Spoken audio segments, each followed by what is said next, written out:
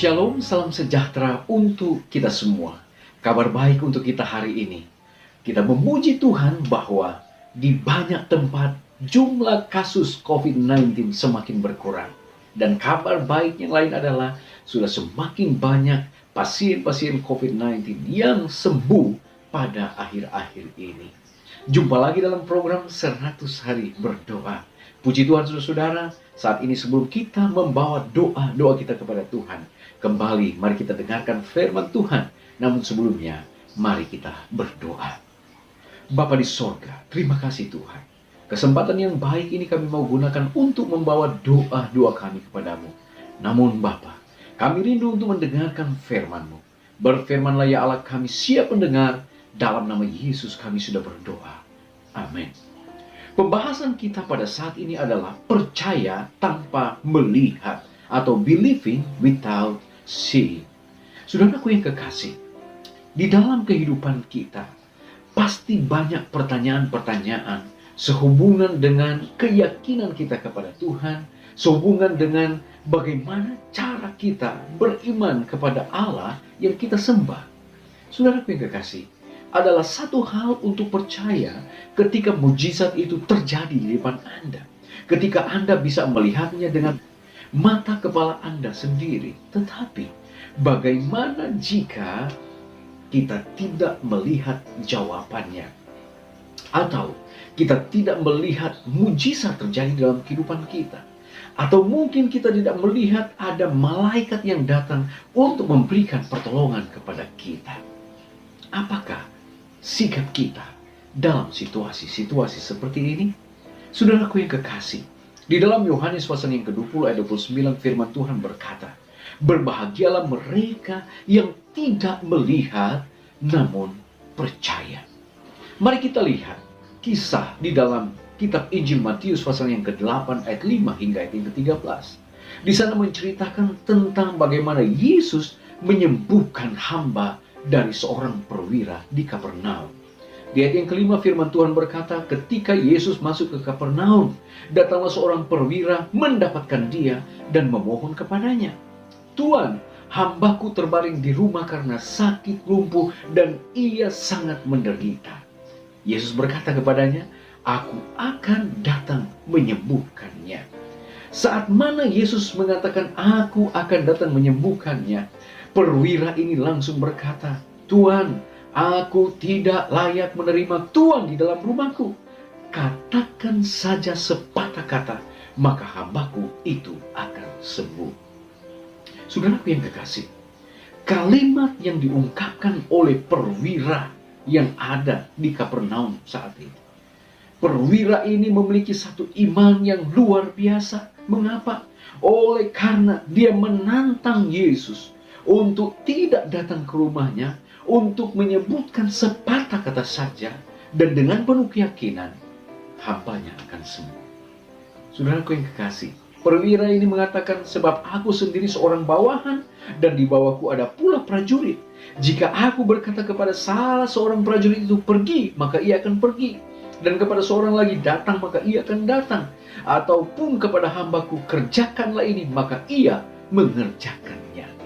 Saudaraku yang kekasih, setelah Yesus mendengar hal itu, heranlah ia dan berkata kepada mereka yang mengikutinya, aku berkata kepadamu, sesungguhnya iman sebesar ini tidak pernah aku jumpai pada seorang pun di antara orang Israel. Saudaraku yang kekasih, iman yang luar biasa ditunjukkan oleh seorang perwira yang merindukan kesembuhan dari hambanya. Mari kita lihat tulisan dari Ellen G. White di dalam Kerinduan Segala Zaman halaman 336 alinea yang kedua. Di sana Ellen White menuliskan seperti ini. Hamba perwira itu diserang penyakit lumpuh dan sudah hampir mati. Di kalangan orang-orang Roma, hamba adalah budak, diperjualbelikan di pasar-pasar, diperlakukan dengan kejam dan bengis. Tetapi perwira itu memperlakukan hambanya dengan baik. Dan ia sangat mengharapkan supaya hamba itu sehat kembali. Ia percaya bahwa Kristus dapat menyembuhkannya. Ia belum pernah melihat juru selamat, tetapi Berita-berita yang didengarnya menggerakkan imannya. Meskipun tata cara orang Yahudi, orang Roma ini telah diyakinkan bahwa agama mereka lebih tinggi daripada agamanya. Ia telah mematah rintangan prasangka dan kebencian kebangsaan yang memisahkan penjajah dengan yang dijajah. Ia telah menunjukkan rasa hormat terhadap pelayanan kepada Allah dan menunjukkan keramahan kepada orang Yahudi selaku penyembah Dia. Di dalam ajaran Kristus, sebagaimana yang telah dilaporkan kepadanya, ia dapati apa yang memenuhi keperluan jiwa. Semua sifat rohani yang ada padanya menyambut firman Juru Selamat. Tetapi ia merasa tidak layak menghadap Yesus dan ia meminta kepada tua-tua orang Yahudi untuk memohonkan kesembuhan hambanya. Mereka kenal sekali guru besar itu dan tahu cara mendekatinya, sehingga dengan demikian dapat memenangkan belas kasihannya. Luar biasa, saudara. Menjadi satu perhatian bagi kita sebagai orang-orang percaya. Apakah kita memiliki iman seperti perwira Roma ini? Dan adakah kita memiliki satu keyakinan dalam setiap perjalanan kehidupan kita saat ini?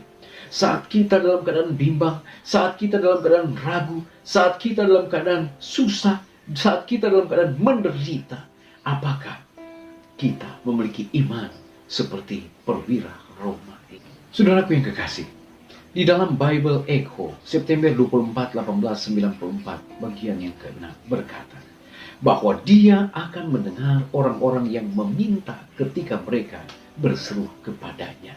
Janji-janji Allah dalam iman yang hidup akan mendesak akan setiap permohonan kita.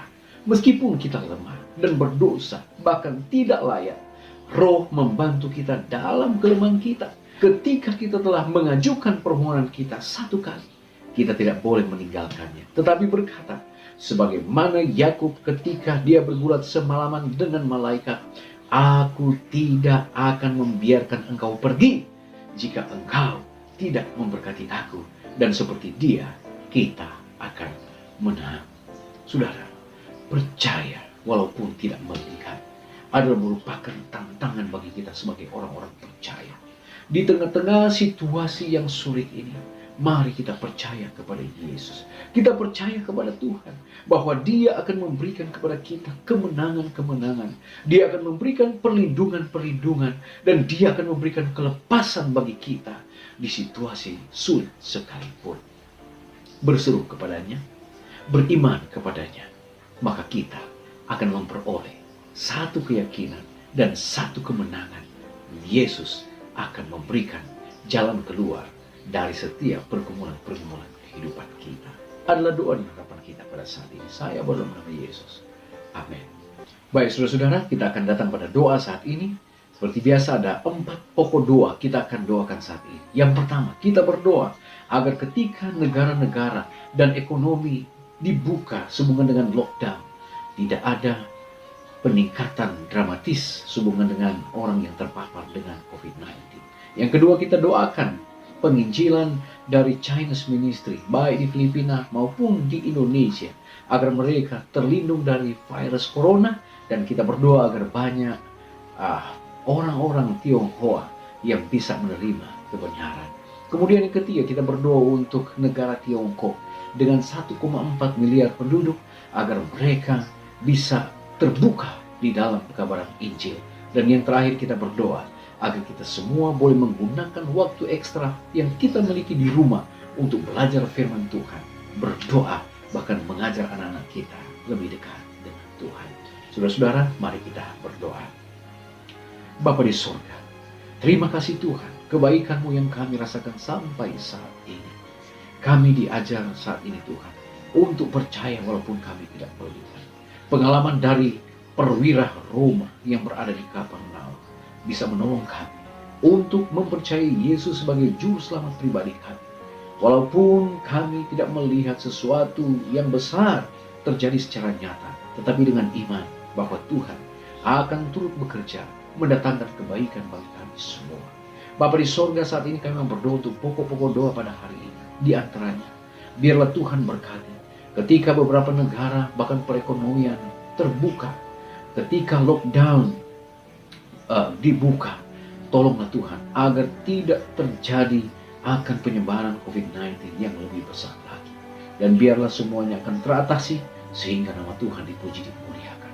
Kami mau berdoa Tuhan untuk penginjilan Chinese Ministry yang terjadi di kota Cebu, di Filipina, bahkan di Indonesia. Tolonglah mereka ya Bapa, agar mereka terhindar dari virus corona, dan biarlah kebaran dari Chinese Ministry ini boleh menolong para Tionghoa, orang-orang Tionghoa, agar mereka boleh mengenal Kristus sebagai juru selamat pribadi. Kami juga mau berdoa Tuhan untuk 1,4 miliar penduduk yang berada di Tiongkok. Tolonglah ya Bapa, agar penginjilan akan terbuka di sana. Lewat pandemi COVID-19 ini, banyak orang yang boleh mengenal Kristus sebagai juru selamat pribadi. Dan Bapa, kami mau berdoa, biarlah di saat-saat COVID-19 ini, ketika kami menggunakan banyak waktu di rumah, ajarlah kami Tuhan untuk menggunakan waktu belajar Alkitab, untuk lebih dekat dengan Tuhan, berdoa kepada Tuhan. Bahkan kami boleh mengajar anak-anak kami untuk belajar akan kebenaran firman Tuhan. Bapa di sorga, di dalamnya kami terus berdoa untuk bangsa dan negara kami. Tuhan, pulihkan bangsa ini. Jalan keluar kiranya Tuhan berikan untuk kiranya dapat memutus mata rantai COVID-19 ini. Terpujilah Engkau ya Allah, berkat sorga menyertai kami semua. Berkat sorga diberikan bagi mereka semua yang dari hari ke hari mengikuti akan program ini. Dan biarlah doa-doa dan permohonan kami Tuhan akan jawab sesuai dengan kemurahan Tuhan. Dalam nama Yesus kami sudah berdoa. Amin. Puji Tuhan saudara-saudara, pertemuan kita pada hari ini telah selesai. Kita akan jumpa lagi pada besok hari. Shalom, Tuhan Yesus memberkati kita semua.